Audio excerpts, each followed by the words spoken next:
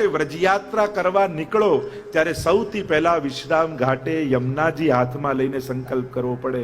એટલે સંકલ્પ કુલ જલને લઈને નથી કરતા, યમુનાજીને લઈને કરો છો વિનંતી કે યમુનાજી આપ અમને આજ્ઞા આપો તો વ્રજમાં અમારો પ્રવેશ થાય. કારણ કે યમુનાજીની આજ્ઞા વગર વ્રજમાં પ્રવેશો તો વ્રજનો પ્રવાસ થઈ શકે પણ યાત્રા ન થાય, એ વ્રજ લીલાનો અનુભવ ન થાય. કારણ કે શ્રી યમુનાજી જ કૃપા કરી પ્રભુની લીલાની નિધિ આપનારી છે. ધન્ય શ્રી યમને નિધિ દે. સાતમું તત્વ એ વ્રજા એટલે શ્રી યમુના છે. આ ભાગ્ય વિધાત્રી છે, પ્રભુને સમાગમ કરાવનારી શક્તિ છે. આઠમું તત્વ આ ઉત્સવનું, આ વ્રજનું, એ વ્રજના દેવ શ્રી ગિરિરાજજી છે. કારણ કે ગિરિરાજજી એ આ વ્રજને જો પ્રભુનું અંગ માનો તો એ ગિરિરાજજી ઠાકોરજીનું મુખારવિંદ છે.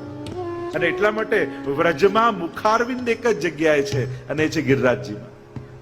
કારણ કે એ સબ મેરો અંગ, જ્યારે વ્રજ માટે ઠાકોરજી એમ કહેતા કે આ મારા અંગ રૂપ છે, તો એ અંગનું મુખ એ ગિરિરાજજી છે. અને એટલા માટે બાકી બધે બધું કરવા જઈએ પણ ગિરિરાજજીને આરોગાવવાનું ભૂલવું નહીં.